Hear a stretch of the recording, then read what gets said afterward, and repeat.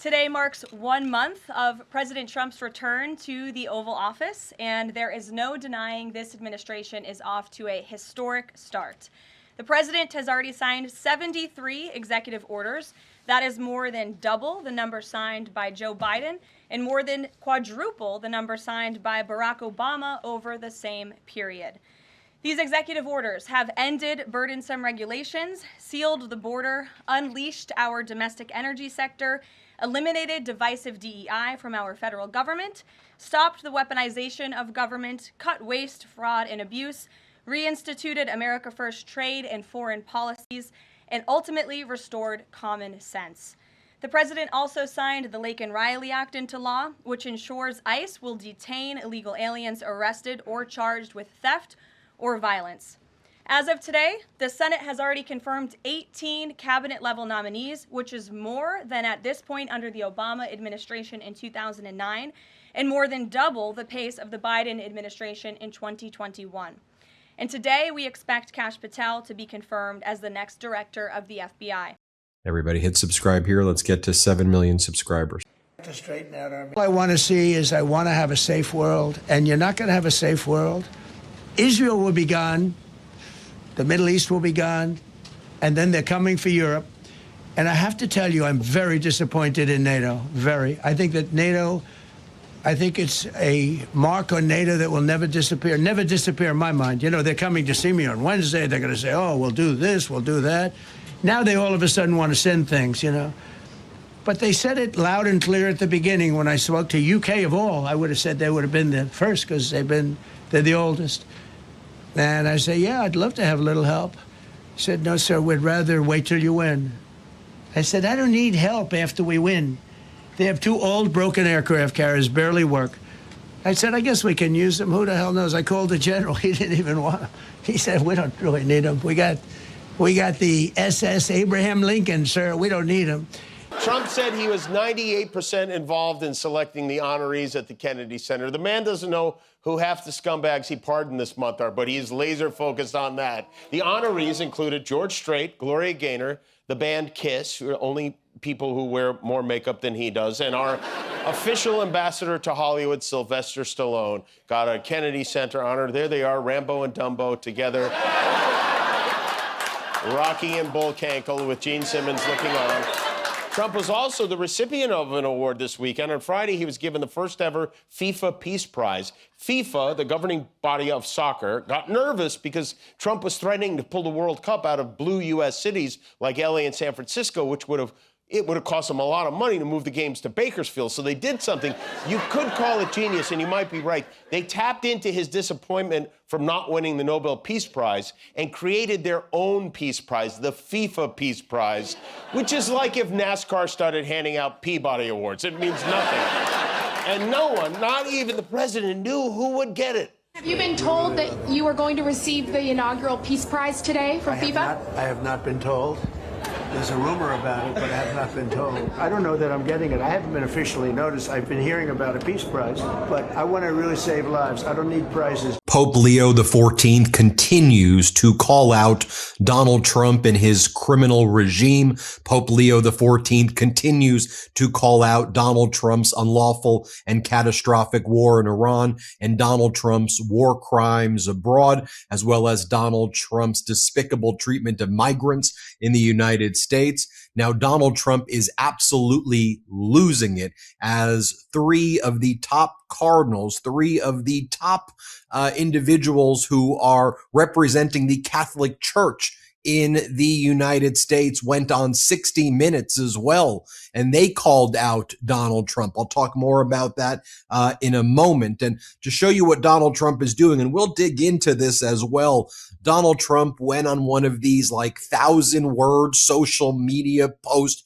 deranged, unhinged slop that he puts out there, attacking Pope Leo XIV as weak on crime, as being terrible for foreign policy, that he would not be the Pope without me. And then Donald Trump started posting photos, AI images of himself as Jesus, blessing a sick person That is how sick and demented Donald Trump is right now. While there is this catastrophic war in Iran, while people are suffering in the United States and across the world because of Donald Trump's behavior and actions, he is posting images of himself as AI Jesus right now with the American flag in the background, some deranged AI slop. Now, over the weekend, in a prayer vigil for peace, Pope Leo XIV delivered his sharpest condemnation of the Trump-Vance war. Karoline Leavitt walked up to that White House podium this week, looked directly into the cameras and told the American people, with a completely straight face, that Donald Trump has been bringing gas prices down. Gas is $4.11 a gallon right now. When Biden left office, it was $3.08. Jimmy Kimmel saw that clip, and he went all the way in. We're going to spill all the tea here, but before we move further, I have a request to make. If you are enjoying our content and want to support us, please join the membership. That's just $9 a month. It's less than a coffee cup, but it fuels independent journalism, and soon we may also be able to serve you ad-free content here. Back to the topic. Leavitt stood at that podium on April 15th and told Americans out loud on live television, "Look at how gas prices decreased over the past year since this president was in office." She then followed it up with, "Thank goodness we have a president and an administration that believes in American energy dominance in bringing down prices at the pump." The internet detonated immediately. Reppers Ilhan Omar fired back, "Gas prices are the highest they've been in years, rising over 21% in the last month." Governor Gavin Newsom posted, "Tell that to everyone now paying the skyrocketing gas prices your boss directly caused, up 94 cents a gallon nationally from a year ago today." Congressman Sri Thanadar wrote, "This is such a ridiculous, bald-faced lie. It's insulting to the American people. Gas prices have increased 30% over the past year, yet Trump's press secretary has the audacity to lie to you and claim that they've gone down." And it wasn't just Democrats calling it out. A self-described Illinois conservative posted, "It's insulting at this point. I can read a sign at a gas station. Prices are up." A Fox News viewer raged, "Another day, another lie." Another asked, "Have you not been looking at the numbers? Are you as dumb as the rest of this administration?" Fox News viewers calling out Karoline Leavitt on gas prices. And here's the part that makes the whole thing even more absurd. Reasonable. Yet if during this period of time no deal is made, we have our eyes on key targets. If there is no deal, we are going to hit each and every one of their electric generating plants very hard and probably simultaneously. We have not hit their oil, even though that's the easiest target of all, because it would not give them even a small chance of survival or rebuilding. But we could hit it, and it would be gone, and there's not a thing they could do about it. They have no anti-aircraft equipment. Their radar is 100% annihilated. We are unstoppable as a military force. The nuclear sites that we obliterated with the B-2 bombers have been hit so hard that it would take months to get near the nuclear dust, and we have it under intense satellite surveillance and control. If we see them make a move, even a move for it, we'll hit them with missiles very hard again. We have all the cards, they have none. It's very important that we keep this conflict in perspective. Everything correctly. 32 people died in ICE custody last year. 170 US citizens were detained by ICE, and Renee Good was shot in the head and killed by an ICE agent. How does that equate to them doing everything correctly? Why was Renee Good unfortunately and tragically killed? Are you asking me my opinion? Because an ICE agent acted recklessly and killed her unjustifiably. Oh, okay. So you're a biased reporter with a left-wing opinion. What do you want me to do? Yeah, because you're a left-wing hack. You're not a reporter. You're posing in this room as a journalist, and it's so clear by the premise of your question. And you and the people in the media who have such biases but fake like you're a journalist, you shouldn't even be sitting in that seat. But you're pretending like you're a journalist, but you're a left-wing activist. And the question that you just raised and your answer proves your bias. You should be reporting on the facts. You should be reporting on the cases. Do you have the numbers of how many American citizens were killed at the hands of illegal aliens who ICE is trying to remove from this country? I bet you don't. I bet you didn't even read up on those stories. I bet you never even read about Laken Riley or Jocelyn Nungray or all of the innocent Americans who were killed at the hands of illegal aliens in this country. And the brave men and women of ICE are doing everything everything in their power to remove those heinous individuals and make our communities safer. And shame on people like you in the media who have a crooked view and have a biased view and pretend like you're a real honest journalist. On Iran to date. He called the current moment a, quote, delusion of omnipotence and condemned the dragging of God's name into the discourse of death. Leaders who turn their backs on God, the Pope said, have turned themselves and their own power into a mute, blind, and deaf idol that demands the whole world bend its knee. Enough of war. True strength is shown in serving life, Pope Leo XIV said. He told the faithful that he receives letters from children in war zones every day. Quote, they tell of the pain and sorrow of war, while grown-ups boast of its effects. We must listen to the children. Listen to the children. Now, as I've said before, people who watch the Midas Touch Network come from all different backgrounds and faiths, whether you believe in God or don't believe in God, whether you're Catholic, Christian, Jewish, Muslim, Hindu, whatever. Believe the children. Believe your eyes. Stand up for humanity. These are basic principles that we talk about here, and I am sure as heck glad that you have Pope Leo XIV out there calling Donald Trump out and using his powerful position in the Vatican to do so. Also, Pope Leo XIV, undeterred, we reported earlier this week how Donald Trump and the department, the Defense Department, summoned Pope Leo XIV's top ambassador to the United States and basically threatened to kill the Pope. I mean, I don't want to mince words here. They threatened to do a, quote, Avignon papacy, the 14th century papacy where the French back then basically kidnapped and hijacked the Pope, killed him, brought the papacy to Avignon in France. And the Trump regime told Pope Leo XIV's ambassador, essentially, if you don't support what we're doing, if Pope Leo XIV doesn't shut his mouth. Trump himself contradicted Leavitt during an appearance on Fox Business, telling Maria Bartiromo that gas prices could be the same or maybe a little bit higher before the midterm elections. The president undercut his own press secretary on the same topic on the same day. She said prices are down. He said they might be higher. Neither one apparently checked with the other, and Kimmel held up every single receipt. But before we get to Kimmel's full demolition, and trust me, we're going there, let me explain why gas prices surged in the first place, because Leavitt didn't mention that part.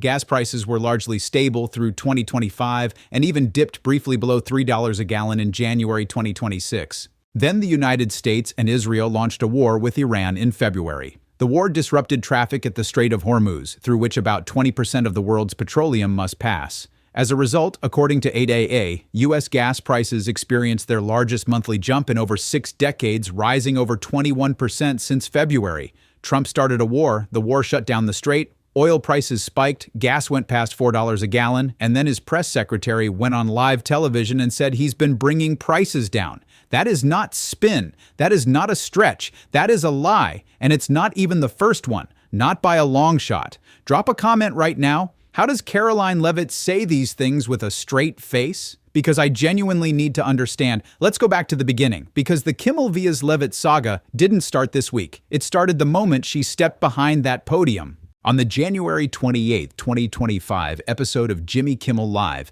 Kimmel noted that Leavitt was the youngest person to ever hold the position of White House press secretary. Impressive credential. Except what Kimmel really noticed was what she said at that very first briefing, day one, her first official appearance, her debut moment to set the tone for the entire administration. That's what these... Exec was complaining that it was front page news about these 6 service members who were killed. That's not what the secretary said, Caitlin, and that's not what the secretary meant, and you know it. You know you are being disingenuous. There is not... We've never had a secretary of defense who cares more. Get through or tragic things happen. It's front page news. I get it. The press only wants to make the president look bad. Yeah, as you know, we covered the deaths of U.S. service the members under every president. The press does only want to make the president look bad. That's it. a fact. Especially you. No, listen to me.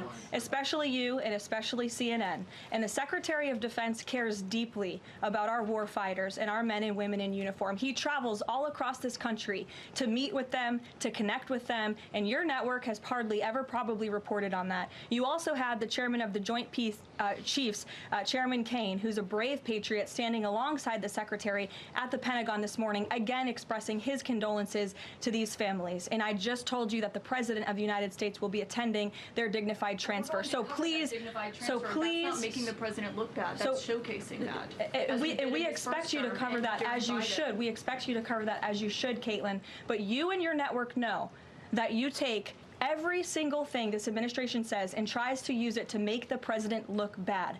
That is an objectable fact. I don't think covering troop deaths is trying to make the If you're trying to argue right now that CNN's overwhelming coverage is not negative of President Donald Trump, I think the American people would tend to agree, and your ratings would tend to disagree with that as well. Go ahead. I think there might be none because they're very good bullshit artists. That's why for 47 years they've been bullshitting other presidents and they haven't done the job. And people are living in hell. You live in that country, they're living in hell. No, I think that 47 years of this stuff is long enough. They're at the weakest point they've ever been. They have no Navy, they have no Air Force, they have no anti-aircraft weaponry, they have no radar, they have no communication. Now he's a sheriff from the Old West, the stagecoach leaving at dawn, and if not, the shooting starts. In the meantime, our great military is loading up and resting, looking forward, actually, to its next conquest. Its next conquest? We're doing this again? He talks about war like he's bragging about women with Billy Bush. This is not something we're... And in case you're wondering, America is back. That's right. Just like the McRib, and available for a limited time. So what he's saying is we've won the war, we achieved all our objectives, but we're still going to send a team to negotiate those objectives, and the strait is open, but also closed. It's like having a magic 8-ball as president of the United States. Will we annihilate a civilization?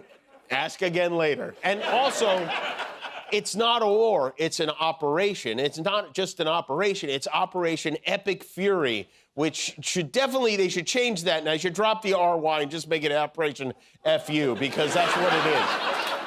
Formal peace talks are expected to begin on Saturday in Pakistan. The United States will be represented in these talks by J.D. Vance, Steve Witkoff, and Jared Kushner. Trump sent Jared so he could have some alone time with Ivanka over the weekend. But the reason Trump sends his son-in-law, who has no official position in our government, is because he was the guy in charge of brokering peace between Israel and Palestine a few years back, and that turned out great.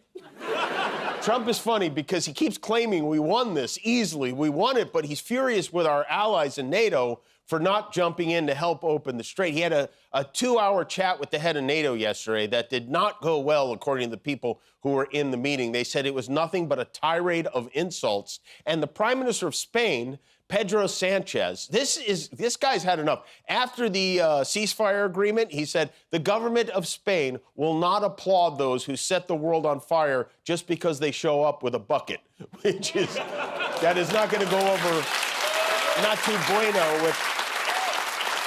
But it's hard for Trump to retaliate against Spain because the only oil he can take from them is those little tins of anchovies, so.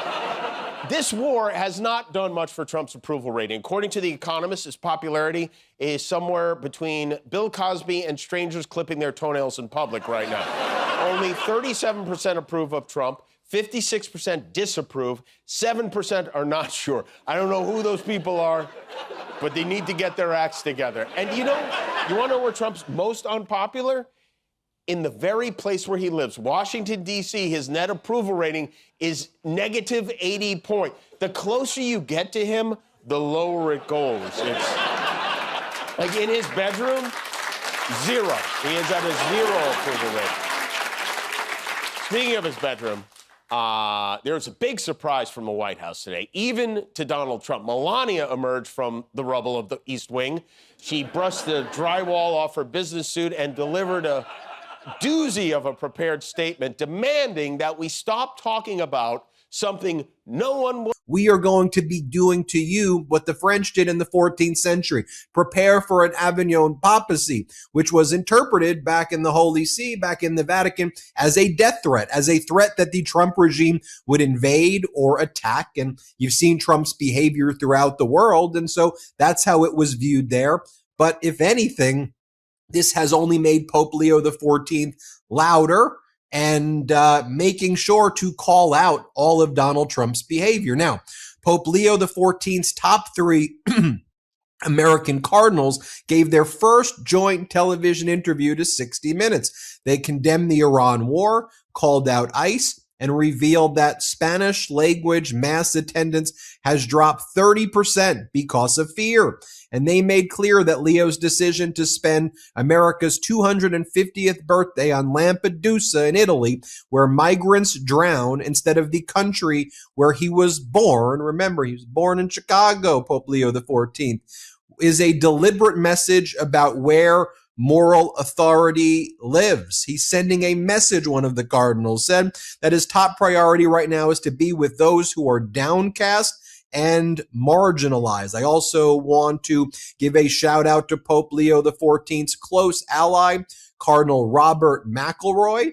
He's the Archbishop of Washington, D.C., and let me share with you what his homily said when he talked about Donald Trump's immoral. At her first press conference, Leavitt falsely said that $50 million in taxpayer dollars had been intended for use in funding condoms in the Gaza Strip. Reporters indicated that the erroneous claim appears to originate from Doge, misinterpreting a grant to prevent the spread of HIV in Gaza province, Mozambique. Not Gaza, the Palestinian territory, Gaza province, in Mozambique, in Africa. She confused two entirely different places on two entirely different continents and turned it into a MAGA talking point on the very first day she ever stood at that podium. And that, folks, set the tone for everything that followed. Then came the grocery pump. This one genuinely has to be seen to be believed. Leavitt coined the term grocery pump during a briefing in February 2025, referring to grocery prices as the prices at the store and at the grocery pump, while answering reporters' questions about when Americans can expect to pay less at the store. The grocery pump, a machine that has never existed anywhere in the history of commerce. It is not a thing. It has never been a thing. But now it has its own Blue Sky account. The bio reads, Karoline Leavitt invented me. I pump out groceries at high prices. Eggs are now $500 a gallon. Over 1,000 followers, all mocking the Trump administration in real time. She told reporters that the Trump administration wants to restore the Department of Justice to an institution that focuses on fighting law and order. Fighting law and order, that's what she said, at the podium, on camera, while answering a question about the DOJ. The woman defending the most legally embattled president in American history, a convicted felon who tried to overturn an election, accidentally announced that her administration is at war with law and order, and she said it while defending him. She called federal judge James Boasberg a Democrat activist appointed by Barack Obama, and a reporter corrected her on the spot, clarifying that Judge Boasberg was originally appointed by George W. Bush, a Republican president. Foreign policy like this. Ed. Yeah, thanks, Carolyn. So, is there a time frame as to when the first oil tanker can go through the Strait of Hormuz freely? It's a very good question, Ed. I don't have a specific timeline for you today, but it's obviously something the administration is working towards as quickly as we can. And with respect to oil, as you know, the administration has taken a number of actions to stabilize the markets. We directed the U.S. DFC to offer reasonably priced political risk insurance for takers through the strait. We issued that temporary waiver to allow countries to purchase sanctioned Russian oil to alleviate global pressures. We're working with the IEA to coordinate the release of another 400 million barrels. We issued that 60-day Jones Day Act waiver. And then just today, EPA Administrator Lee Zeldin, if you missed it, in consultation with the Department of Energy, announced a temporary emergency fuel waiver to allow nationwide sales of E15, gasoline blended with 15% ethanol, to remove all federal impediments to selling E10 gasoline across the country. The emergency fuel waiver will temporarily waive the summer low volatility requirements in blending limitations for gasoline to provide additional flexibility to the fuel marketplace. So as far as tankers through the Strait, something we're tracking very closely, but obviously the administration is coming up with creative new solutions by the day to keep the price of oil stable, something the president wants to see. And I know Secretary Bessent, Secretary Wright, Secretary Burgum, EPA Administrator Zeldin are all working together closely to find ways to do that. The president gave that 5-day timeline. NATO's, look, we went to NATO. I didn't ask very strongly. I just said, hey, if you want to help, great. No, no, no, we will not help. I said, that's all right. You don't want to help? Because I've always said NATO's a paper tiger. See, NATO's a paper tiger. Putin's not afraid of NATO. Putin's afraid of us, very afraid of us. And he's explained it to me a lot of times. I got to know him very well. I know him very well. NATO's a paper tiger. NATO is us. And when we needed them, but we didn't need them, by the way. We didn't need them, obviously, because they haven't helped at all. Just the opposite. They've actually gone out of their way not to help. They didn't even want to give us landing strips. Think of it. And it's not just NATO. You know who else didn't help us? South Korea didn't help us. You know who else didn't help us? Australia didn't help us. You know who else didn't help us? Japan. We've got 50,000 soldiers in Japan to protect them from North Korea. We have 45,000 soldiers in South Korea to protect us from Kim Jong-un, who I get along with very well, as you know. Do you notice he said very nice things about me?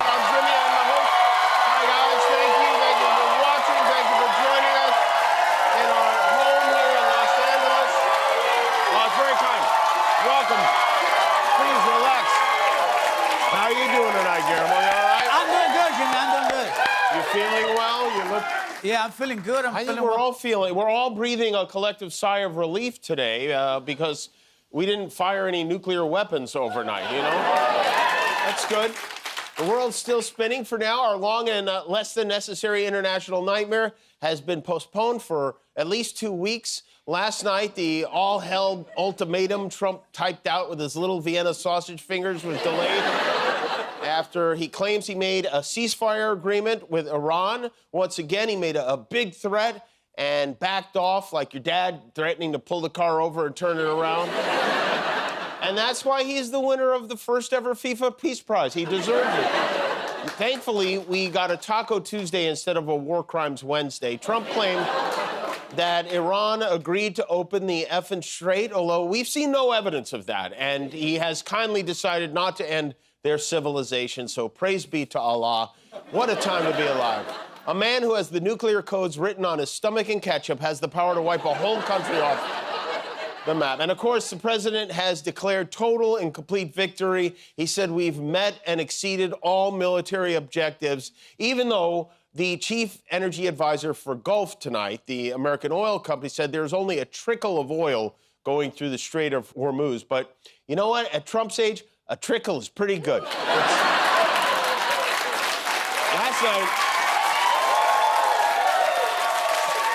night, Trump wrote, big day for world peace. Iran wants it to happen. They've had enough. Likewise, so has everyone else. An unlawful war in Iran. Here's what he said. And when we leave this church this night, we must move beyond prayer. As citizens and believers in this democracy that we cherish so deeply, we must advocate for peace with our representatives and leaders. It is not enough to say we have prayed. We must also act. For it is very possible that the negotiations will fail because of recalcitrance on one or both sides. And our president will move to re-enter this immoral war. At that critical juncture, as disciples of Jesus Christ, called to be peacemakers in the world, we must answer vocally and in unison, no, not in our name, not at this moment, not with our country. Powerful, powerful words. Now, going back to Donald Trump's social media post last night, he says Pope Leo is weak on crime and terrible on foreign policy. He talks about fear of the Trump administration, but doesn't mention fear of the Catholic Church. Then Donald Trump goes on to say that Pope Leo XIV wasn't on any list to be the Pope, and he's only the Pope because of me. He says that he meets with Obama sympathizers like David Axelrod, a loser from the left, who is one of those who wanted churchgoers and clerics to be arrested. Leo should get his act together as Pope, use common sense, stop catering to the radical left, and focus on being a great Pope, not a politician. It's hurting him very badly, and more importantly, it's hurting the Catholic Church. Donald J. Trump, appointed by the last Republican before Trump, and she called him an Obama-appointed Democrat judge on national television with cameras rolling, and had to eat it right there. Share this video right now if you think the American press deserves better than this, because the lies keep coming and someone has to track them. Then there was the tariffs moment, which PolitiFact called one of the most economically illiterate statements ever made from that podium. On March 11, 2025, when an AP reporter asked about tariffs, Leavitt said, "Tariffs are a tax cut for the American people." Virtually all economists, citing years of data and analysis, characterize tariffs as tax hikes rather than tax cuts, because much of the additional cost of the tariff is passed on to consumers through higher prices. The AP reporter, Josh Boak, shot back, "I'm sorry, have you ever paid a tariff? Because I have. They don't get charged on foreign companies. They get charged on the importers." Leavitt called his question insulting. She called the question insulting. The factual follow-up question, from the reporter who had actually paid tariffs, she called that insulting.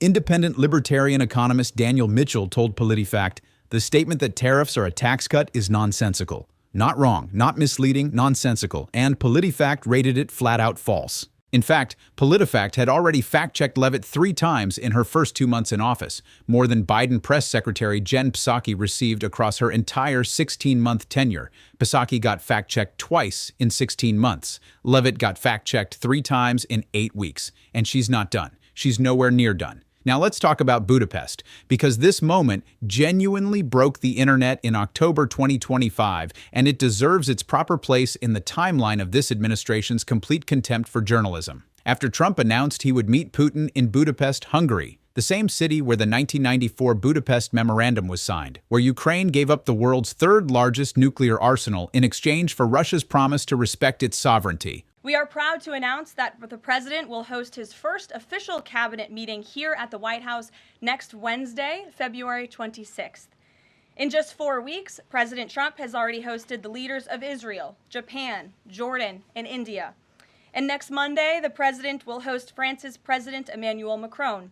And on Thursday, the UK Prime Minister Keir Starmer will visit the White House as well. As you all know, over the past month, the President has taken questions from the press, all of you, nearly every single day, sometimes on multiple different occasions in the same day, on any topic any of you wish to talk about. President Trump set the tone on this approach immediately when he took more than 12 times the questions in his first few hours in office, as Joe Biden did in his entire first week. Yesterday, we hosted a local media row here at the White House with television and radio stations from across the country that reached up to 60 million viewers and listeners. The President has been briefed by the National Security Advisor, and he's being kept up to speed as more facts are learned. What we know already is dozens were killed and even more were injured in a brutal terrorist attack in a popular tourist location in South Kashmir. President Trump will be speaking with Prime Minister Modi as soon as he possibly can to express his heartfelt condolences for those lost, and our prayers are with those injured and our nation's support for our ally India. These types of horrific events by terrorists are why those of us who work for peace and stability in the world continue our mission. So we'll get. And Trump just, he said 0 illegal aliens have been allowed to the United States on his watch, but the door is always open to those who come in legally to be his next wife. So that's something. He bragged about ending DEI. He bragged about kicking 2 million people off food stamps. It was like a Christmas message from the Grinch. Trump applauded the efforts of a World War II vet who liberated an internment camp. at the same time he is building new ones here in the United States? Okay, that part is true. Big money will be made. Iran could start the reconstruction process. We'll be loading up with supplies of all kinds. I think they call that looting. And just hanging around in order to make sure that everything goes well. He's just hanging around. He started with a catastrophe and he ended with an apostrophe. Hey, sorry I threatened to kill your civilization. Let's hang out. You want to play Xbox or something? He seems to think that he can threaten to kill an entire civilization and then they're going to be totally cool with it the next day. I'm not sure he's getting this. Let me put this into terms you might be able to understand, Mr. President. Remember how you cheated on Melania with a porn star right after she gave birth to Barron, and now you guys sleep in separate bedrooms and she looks at you like Vin Diesel looks at The Rock? This is that type of situation. It's not going away. But according to the gang at the Hannity show, the ceasefire is going great if you ignore all the fire and focus solely on the cease. And welcome to Hannity. And tonight we begin with this Fox News alert. At this hour, forces in Iran continue to fire missiles at Israel and reportedly at other countries as well. It might take time for news of the ceasefire to reach all of Iran's fractured forces on the ground, or have they violated this ceasefire already? But if the missiles stop, President Trump will have done it again. With help from his trusted advisor, the Easter Bunny. Someone at Fox has to hate him for them to use that photo in that spot, right? I mean, we got a mole in the edit bag.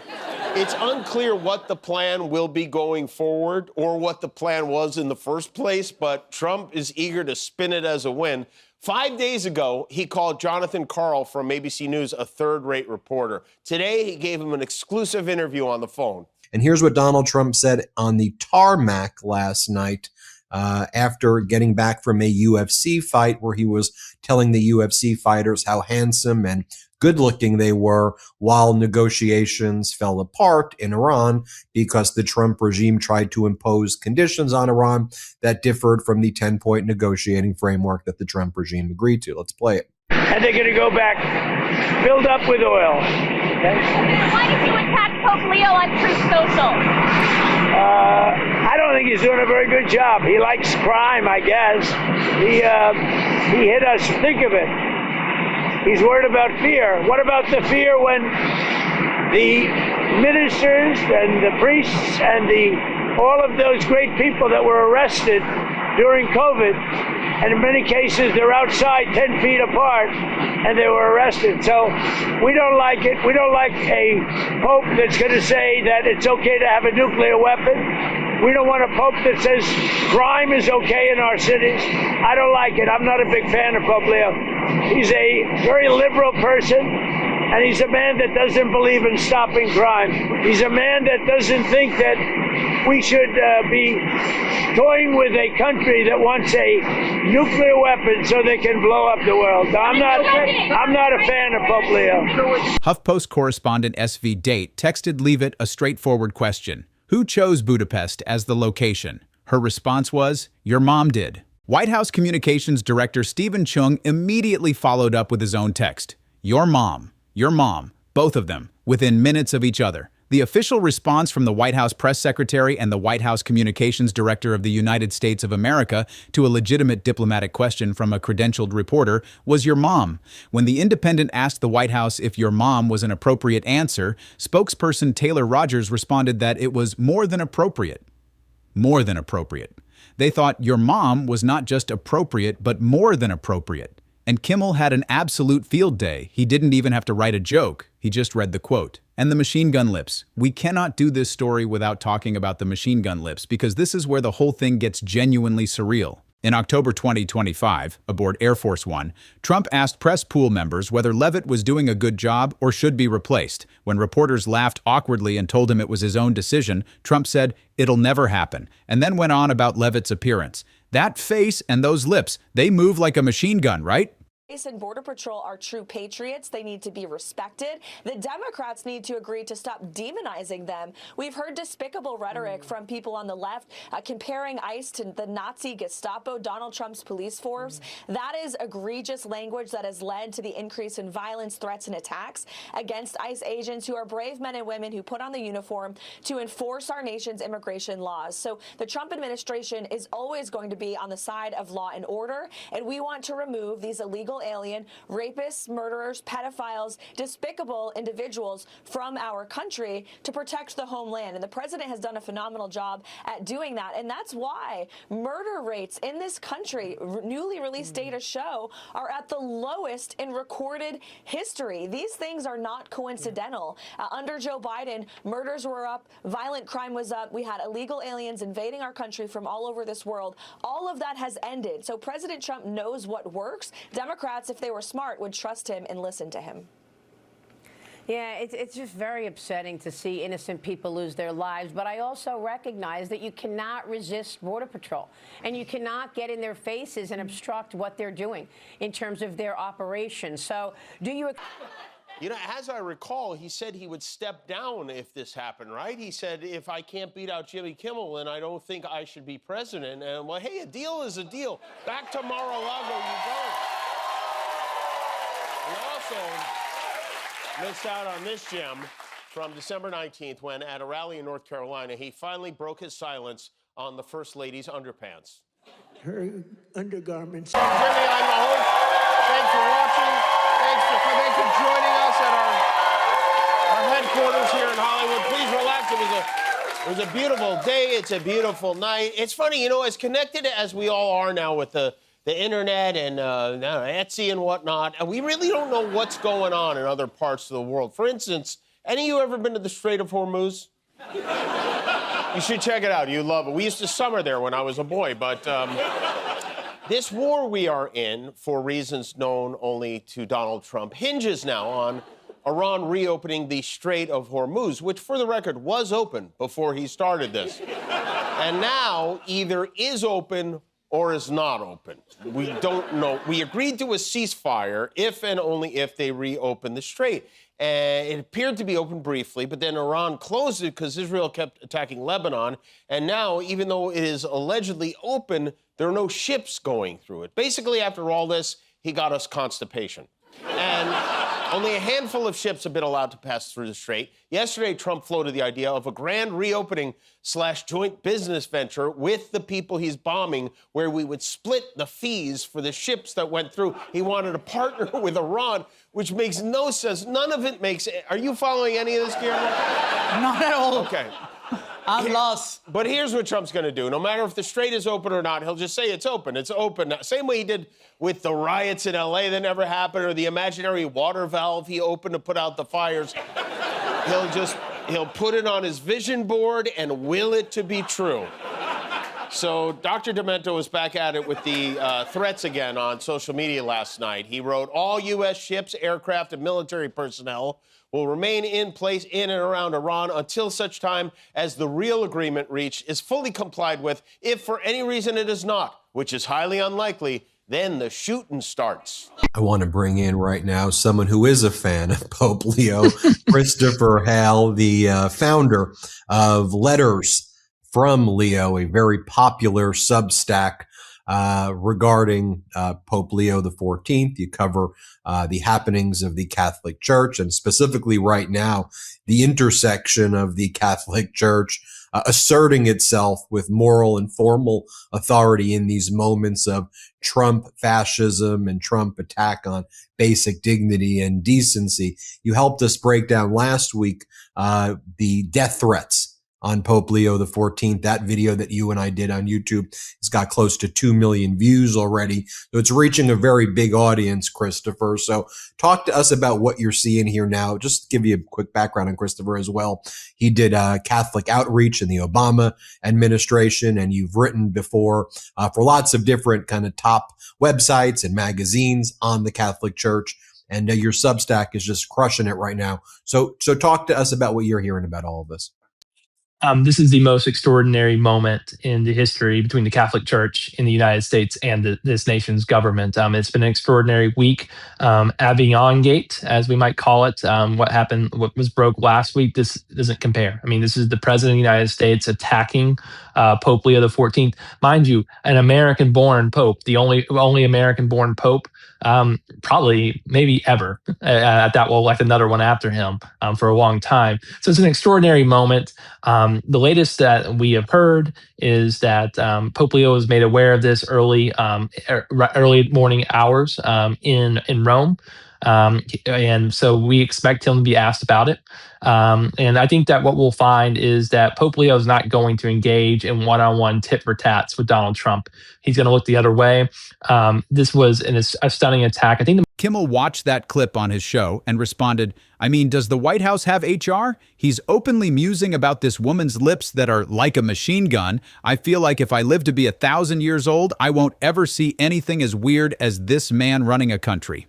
And it wasn't a one-time thing. Trump has been filmed multiple times getting distracted by Leavitt and switching from whatever he was discussing to comment on her lips specifically. During a Newsmax interview, he said, she's become a star. It's that face, it's that brain, it's those lips, the way they move. They move like she's a machine gun. At a different event, he said, they dominate when she gets up there with that beautiful face and those lips that don't stop, up, up, up like a little machine gun. She's got no fear. During an Air Force One turbulence moment, Trump lost his balance and joked, I'm going to grab here because it's going to get rough. I'm looking for something to grab and it's not going to be Karoline. He said that out loud about his press secretary on the presidential aircraft, and his White House said it was fine. Meanwhile, Leavitt has to go back to that podium the next day and lie about gas prices. Now let's talk about January 2026, because this is where Kimmel really found his stride on Leavitt specifically. When Trump said in a Reuters interview that when you think of it, we shouldn't even have an election. How do we know this? Because Iran has pursued this path of war and violence despite President Trump dispatching two of his top and most trusted negotiators to engage in exhaustive and good faith negotiations to try and reach a deal. And the world knows this president's preference is always peace and diplomacy first. Look no further than the 8 additional global conflicts he has ended in the past year as proof. Unfortunately, the terrorist Iranian regime refused to negotiate in good faith. They chose this path of violence and destruction, and they are reaping the consequences of their horrible decision. The regime did what they always have done. They lied, they delayed, they tried to string the United States of America along. They wanted to buy themselves time to continue building ballistic missiles and other deadly weaponry that could harm our U.S. personnel and troops in the region, and to continue aggressively pursuing their unacceptable nuclear ambitions.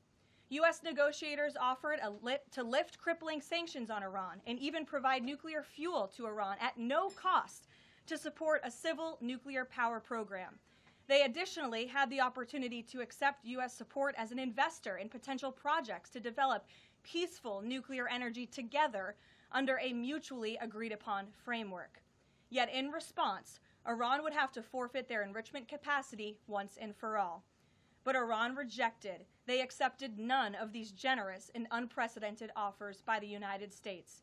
Simply put, they refused to say yes to peace. And their refusal made clear that their #1 priority was building a nuclear weapon with which to threaten the United States of America. Again, the country they have been chanting death to for nearly 5 decades. Let me state this again clearly. Iran rejected the path of peace because the terrorists in charge of this regime wanted to build nuclear weapons to use against Americans and our allies. President Trump made the determination, a courageous determination and decision, that the path the United States was on with Iran had only one outcome: massive death and destruction at the hands of a nuclear-armed terrorist. I asked him, are you going to be willing to allow the Iranians to charge a toll? They're talking about a $2 million for ship toll through the Strait of Hormuz. And he said to me, well, maybe it will be a joint venture. Maybe it'll be a U.S.-Iranian toll, and we'll each get a piece of it. That's our Mafia Don, always in for a taste. You have to pay the Ayatollah if you want to get through. This is how he thinks. We'll just go into business together. No hard feelings about killing your whole family. What do you say we start over and partner up, huh? That's my little mullah. Even Trump's Vice President J.D. Vance said this ceasefire is fragile. He said it is like, the ceasefire is like an antique Chesterfield sofa. You have to make love to it softly. J.D. is now in charge of the ceasefire negotiations, along with Special Envoy Steve Witkoff and Special Son-in-Law Jared Kushner. What a trio. We'd be better off with Alvin, Simon, and Theodore. The second thing Gollyboff said, which, again, I found fascinating, is he said, we refuse to give up the right to enrichment. And I thought to myself, you know what? My wife has the right to skydive. But she doesn't jump out of an airplane because she and I have an agreement that she's not going to do that because I don't want my wife jumping out of an airplane. We don't really concern ourselves with what they claim they have the right to do. We concern ourselves with what they actually do. I think what he's trying to tell us is that Usha tried to jump out of Air Force Two. And I can't say I blame her. He looks foolish. You know, my wife is Catholic. She talks about how proud she is of Pope Leo XIV. So does her entire family. I'm hearing a lot of that now because, you know, here's someone, and again, to be clear, you know, this network, this channel, regardless of religion, you know, this is a welcoming place for all and people who don't follow any religion, and for atheists, just people here who care about compassion, love, decency, human dignity. This network stands up for those kind of values. And what I appreciate, though, about Pope Leo XIV is that regardless of what our views on this religion or that religion, I think it's an undisputed fact that being the Pope is a position of power, is a position of trust, and how you wield that moral and formal authority, you know, says a lot about your papacy, but also about, you know, the state of the human condition right now as well. And so the fact that we have someone who's out there calling it out this way, also in multiple languages, switching from this language to English, you know, and doing it in such an inclusive way. And then what seems to be really incredible, and you can talk about this too, is how you have, you know, the cardinals and the bishops and, you know, and other ranks standing together, like total unity, and talk about it, because there are different factions and different groups, you know, and some are more conservative and some, you know, and that means different things in the Catholic Church, but to have everybody together and unified and marching one. Actually saying the quiet part out loud about canceling midterms, Leavitt claimed he was speaking facetiously. Kimmel was not having it.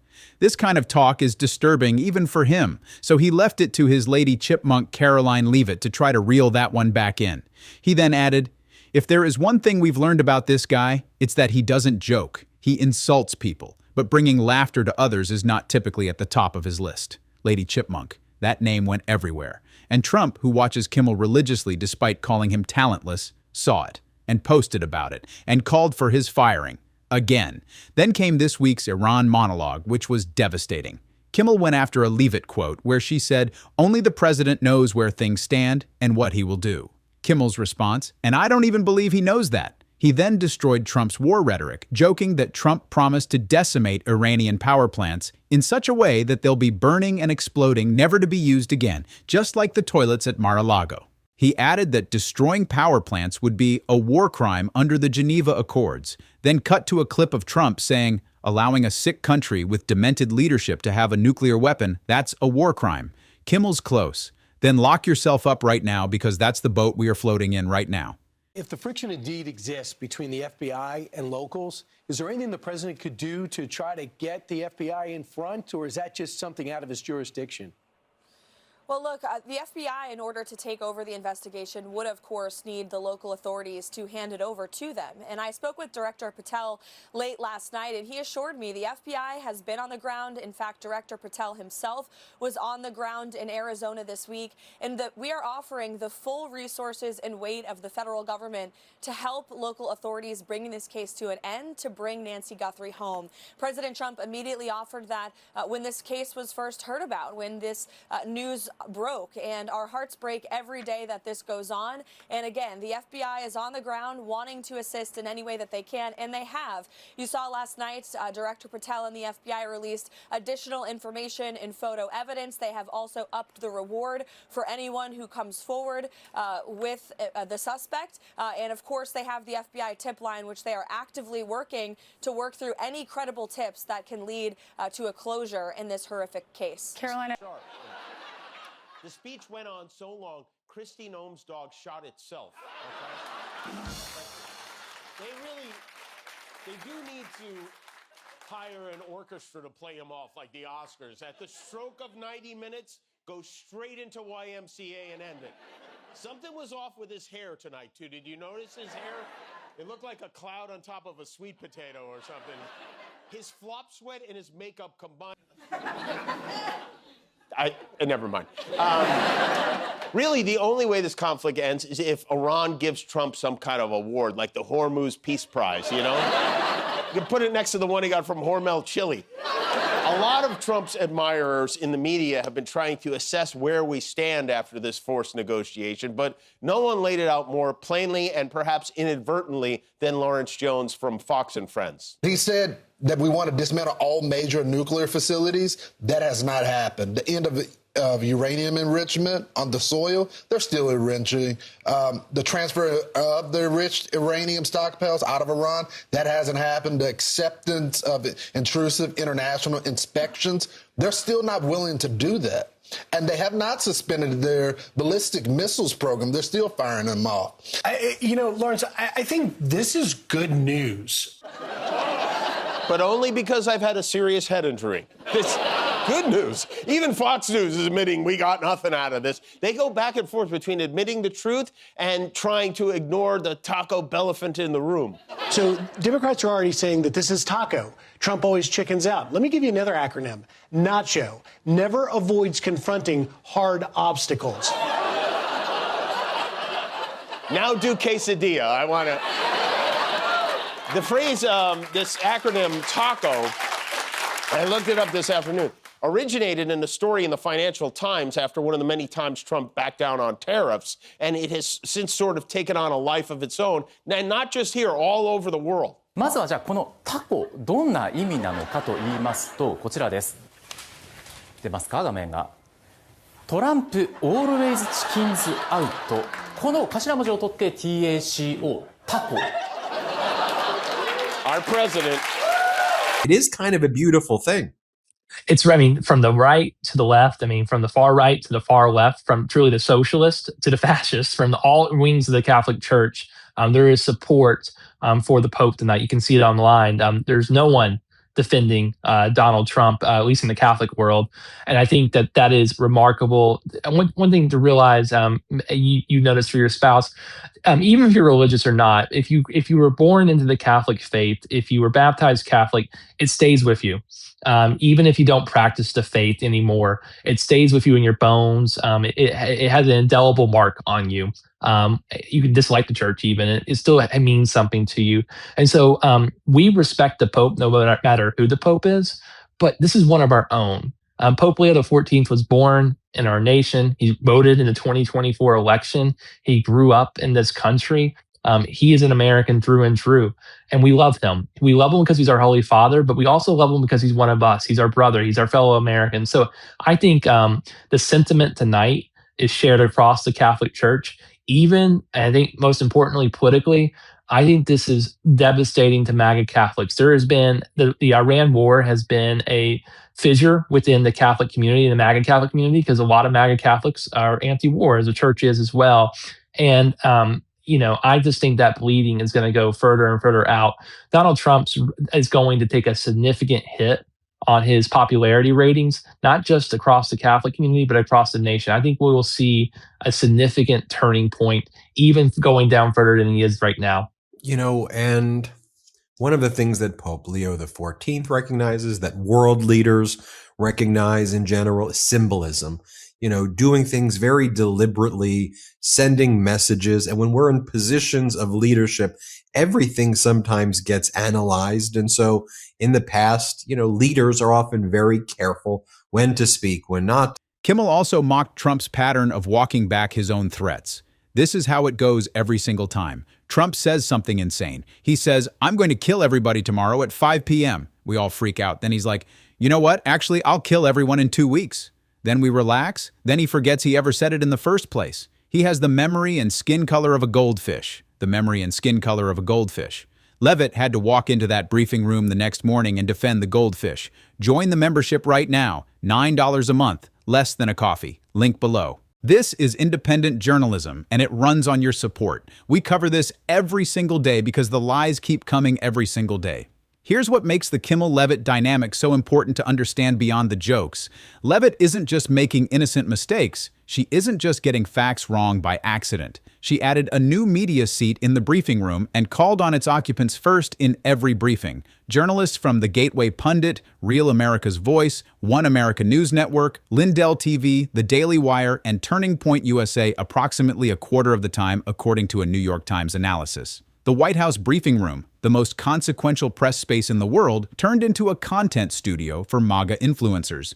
I will say, to your first question, the meeting was about to begin as I was stepping out of the Oval Office moments ago, so my understanding is that it's underway right now. I know the president was looking forward to this meeting, and he's was expecting it to be a good and positive discussion with Ms. Machado, who is really a remarkable and brave voice for many of the people of Venezuela. So the president looks forward to obviously talking to her about the realities on the ground in the country and what is taking place. As for Ms. Rodriguez, the president did speak with her directly this week. As you know, he revealed that to all of you yesterday. And Secretary Rubio and the administration have been in constant communication with Ms. Rodriguez and other members of the interim government in Venezuela. They have been extremely cooperative. They have thus far met all of the demands and requests of the United States and of the president. And I think you have all seen that play out. We obviously had a $500 million energy deal that was struck in large part because of the cooperation from Ms. Rodriguez. Venezuela and Ms. Rodriguez have also confirmed that they will be releasing political prisoners from Venezuela. There were 5 Americans who were recently released this week as well. So the president likes what he's seeing and will expect... Fitting or vomitous way to end a terrible year than hearing Donald Trump use the word panties on television. That should be a war crime.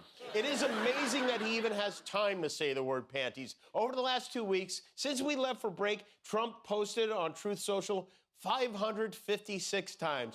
Behold, the ramblings of a madman. That is real. He was in an especially festive mood on Christmas Eve. Now, just after our show ended around 12:30 a.m., he threatened to terminate us. He said if network newscasts and their late... This is the same speech he gave her after Stormy Daniels. She's just regurgitating it. But the bigger question is, what images have been calculating around social media? What is she talking about? And I haven't seen any images. And by the way, while you're explaining how much you didn't know Epstein, any particular reason you can think of that he had a picture of you guys on display at his house?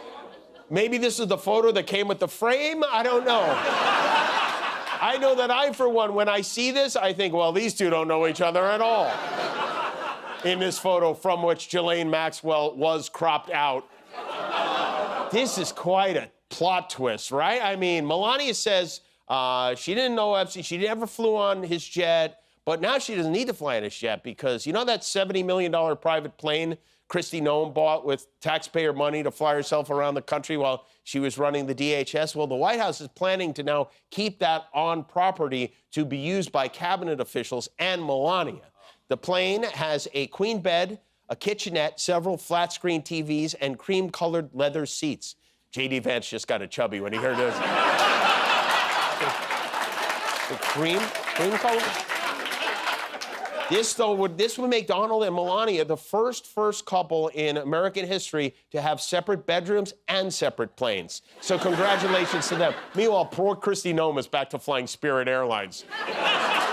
And speaking of flying, there is a, I don't know if you know about this, but it's not getting much attention, but there's a congressman from Tennessee named Tim Burchett who's been making the rounds saying he has seen and heard definitive proof of alien life on Earth and that the facts, if we knew them, would set the planet on fire and cause the country to come unglued. And while you might think that revelation would be compelling enough in and of itself, the right-wing cableverse is already past the idea of whether or not aliens are among us and onto whether male extraterrestrials are manly enough. Whether you believe in them or not, everybody has heard about beings from another planet, and the descriptions are almost always the same. They're smaller, big eyes, big heads, weak, stringy little arms, pale, no gender, and usually they're feminine. And they always look the same. You never have seen an alien peeing standing up in a movie or like yucking it up with his alien buddies. That's never happened. And for some reason, the lines between gender are always blurred with aliens, which I think is very odd.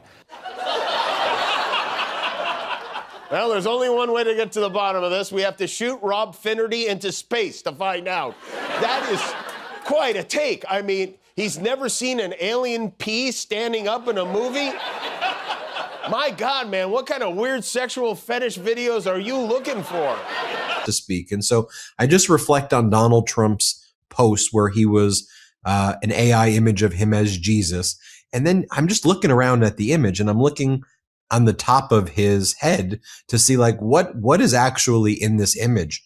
And these are either random G.I. Joe action figures in heaven, or it's characters from Metal Gear Solid, Front Mission, BioShock. It's unclear what the heck that even is right there. But this just goes to this point where I think we have to just question the very basic core competency and just what the heck is this? Like, this is the opposite of leadership. And again, we'll end on this note and I'll just get your take kind of tying this all together. When you look at an image, like you're like, what are you doing? And how do you not have secondhand or firsthand embarrassment? I'm embarrassed when I see that as an American to be like, that's the guy who's representing me. Talk to us about that before you go and what you're hearing within the church. Well, I will say this. I think that one of the things that you see that's remarkable in the polling about Pope Leo XIV and his predecessor, Pope Francis, both popular among Catholics, but sometimes even more popular among non-Catholics. The historic notion of the Pope is he's the Pope of the entire world, not just the Catholic Church. And so this is an extraordinary popular man throughout the entire country because of those symbols that go beyond religion that you talked about. People know compassion and goodness, and they see in Leo, as a Christian, I'll say this, I see in Leo, and he reminds me of Jesus, the stories I heard about Jesus growing up, of compassion for the poor, for the outcast, for the stranger, for the sick. But any person of any faith or no faith at all can see that the goodness that radiates out of him. And then the foil in Donald Trump, where there is no goodness out of this man. I think to use a Christian phrase, it seems demonic. To use a secular phrase, it seems crazy. And so I think tonight has brought that to the forefront. And I'll end with this. His vice president is, I think, the top leading candidate in 2028, who converted to Catholicism in 2019. If he had any integrity, if he had any fidelity to his faith, he would stand up to Donald Trump and even resign his office tonight. Donald Trump has attacked his vice president's pope, his faith. And I don't think he will step up, but he should own this. He should own what's happening here. And it should hang around his neck the next few years as he attempts to become the next president. Christopher Howell, thanks for joining us as always. And everybody, make sure you subscribe right now to Letters of Leo, Letters from Leo, Letters to Leo. It's on Substack. Check it out right now. Christopher Howell, appreciate you. Thanks for having me. She also told AP Chief White House correspondent Zeke Miller that his organization would be barred from certain areas of the White House unless it referred to the Gulf of Mexico as the Gulf of America. Let that sink in. She banned the Associated Press, the oldest and most respected wire service in America, from White House access over an editorial style book dispute, not over national security, not over classified information, over what to call a body of water. Leavitt has two core skills: trolling and gaslighting. And Trump's lying is a kind of truth-telling in MAGA land. He has created an alternative to facts and evidence, and Leavitt is the perfect enforcer for it. She eagerly and gleefully reinforces the lies to an audience that knows they're all lying and laps it up anyway. But here's what neither Trump nor Leavitt seems to understand about what Kimmel does. Every time Leavitt stands up there and says gas prices are down while they're up, or calls tariffs a tax cut when every economist on earth says they're a tax hike, or tells reporters, your mom did it, about a summit with a war criminal. She's giving Kimmel material. And Kimmel is doing something genuinely important with that material. He's making the lies memorable. He's making them stick. What happened last Wednesday and the officer who was involved in the shooting? Does the president stand fully behind that officer, that agent? Does the president believe his actions were justified? Absolutely. And I think the more evidence that comes out shows the officer was justified, and President Trump was right about this all along. And who was wrong? The Democrat Party and the mainstream media, who despicably have been lying about this officer and about this case from the very beginning. And they have had to change their story and their narrative. Because at first, you heard Democrats, including the mayor of Minneapolis, saying that the car never struck the officer and the lethal force was unjustified. Now, of course, there is plentiful video evidence to show that the officer was struck by the car, that this deranged lunatic woman was trying to ram him over with her vehicle and was using that vehicle as a weapon, which justifies domestic terrorism. And unfortunately, we are seeing these instances play out in American communities across the country, where you have these organized, paid antagonists who are part of these groups that are actively, unlawfully impeding lawful law enforcement operations. They are harassing and targeting ICE agents, trying to make it impossible, again, for them to carry out their duties. That's what was happening in this case. That officer used his training. I understand that he's been on the force and he's been protecting American communities for many, many years. He's an experienced and brave individual who unfortunately had to make a very tough decision and was put in that position by these paid agitators who have been doing this all over the country. Caroline. Make a lot of money, because that man can sing. Thank you very much. It's not the first time we've heard him. So today is a very special day. It's a day where we celebrate Jesus. It's a day where we celebrate religion. And it's an honor to be the President of the United States. Our country is doing so well, like it has never done before. You'll see that very shortly. And things that we've done have not been done before. We've broken every record on the stock market.